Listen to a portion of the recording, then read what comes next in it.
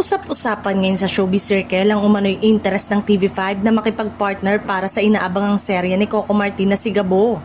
Ayon sa ilang kumakalat na balita sa social media, tila may posibilidad umanong mapunta sa ibang network ang proyekto. Isang isyong agad pinagdiskitahan at pinagdebatehan ng netizen. Matatandaan ng si Gabo ay isang malaking proyekto ng ABS-CBN kung saan muling magsasama sina Coco Martin at Julia Montes. Inaasahan itong magiging kapalit ng FPJ Batang Quiapo sa primetime slot. Kaya naman mataas ang expectation ng publiko sa magiging takbo ng kwento at production nito. Gayunpaman, hindi pa rin ito napapanood dahil nauna nang naibalitang napuspo ng premiere ng serye. Ayon sa ilang source, nais umano ng production ng mas mapaganda pa ang kabuuan ng palabas bago ito hiharap sa manonood. Dahilan kung bakit patuloy pa ang paghahanda at wala pang final na petsa ng airing.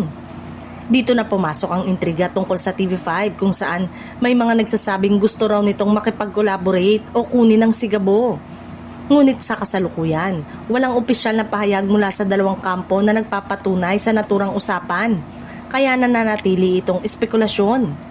Dagdag pa rito, mahalagang tandaan na natapos na ang content partnership ng ABS-CBN at TV5 nitong mga nakaraang buwan. Dahil dito, lalong nagiging malabo ang posibilidad na mapunta sa ibang network ang si Gabo, lalo na't malinaw na nakaline up ito bilang pangunahing proyekto ng Kapamilya Network. Sa kabila ng lahat ng intriga, nananatiling excited ang fans sa pagbabalik tambalan ni Coco at Julia.